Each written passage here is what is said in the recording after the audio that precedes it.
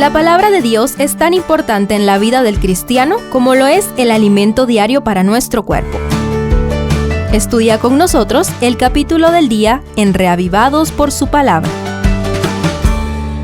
Tito 1 inicia una carta dirigida a un colaborador de Pablo, a quien el apóstol confió la dirección de la naciente iglesia de la isla de Creta. Conozcamos mejor el contexto general analizando este capítulo. Primero, un saludo peculiar.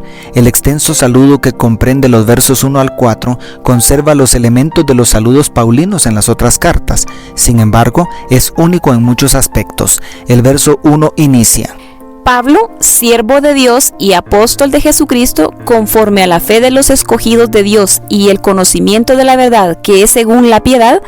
Desde aquí, Pablo establece su autoridad apostólica basada en el llamado directo de Jesucristo, en la doctrina verdadera que enseñaba y en los frutos que revelaba, todo esto en una vida piadosa. En el verso 4 concluye el saludo diciendo: A Tito, verdadero hijo en la común fe, gracia, misericordia y paz de Dios Padre y del Señor Jesucristo, nuestro Salvador. Más adelante entenderemos por qué debía establecerse fuertemente la autoridad de Tito como representante del apóstol, quien seguramente fundó la iglesia de Creta. Las credenciales de Pablo estaban detrás de las credenciales de Tito. Todo ministro de Dios es un siervo, literalmente un esclavo voluntario de Dios, pero también es un apóstol, un embajador del Rey de Reyes. Sin dejar de ser simples mortales, conservamos la dignidad de ser representantes del Altísimo, y eso debe hacernos humildes, como lo fue el primer apóstol, es decir, el primer enviado, Jesucristo. Segundo, una misión específica.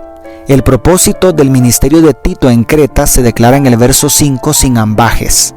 Por esta causa te dejé en Creta, para que corrigieras lo deficiente y establecieras ancianos en cada ciudad, así como yo te mandé.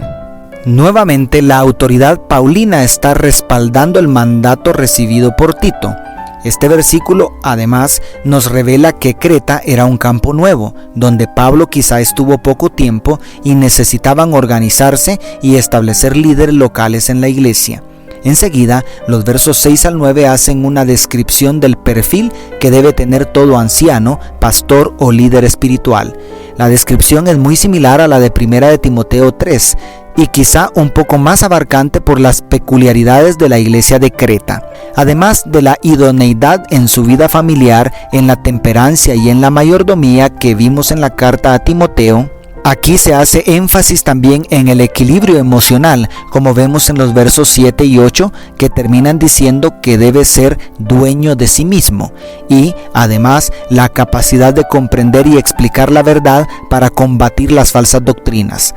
Creta necesitaba líderes de alto calibre moral y gran capacidad intelectual. Si hubiera una vacante allí, ¿te atreverías a recibir el cargo? Que Dios nos capacite para ocuparnos de su iglesia hoy. Y tercero, un doble desafío. Los versos 10 al 16 dan mayor sentido a todo lo anterior porque nos describen las razones que tenía Pablo para escribir esta carta. Parece que la iglesia de Creta tenía un doble desafío.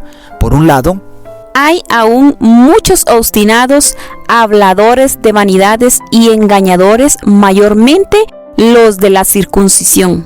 Declara el verso 10, lo cual indica la presencia de falsos maestros de origen judío no convertidos completamente al cristianismo, que insistían en obligar aún a los gentiles a someterse a los rigurosos rituales y ceremonias judías como un medio para que fueran aceptados por Dios.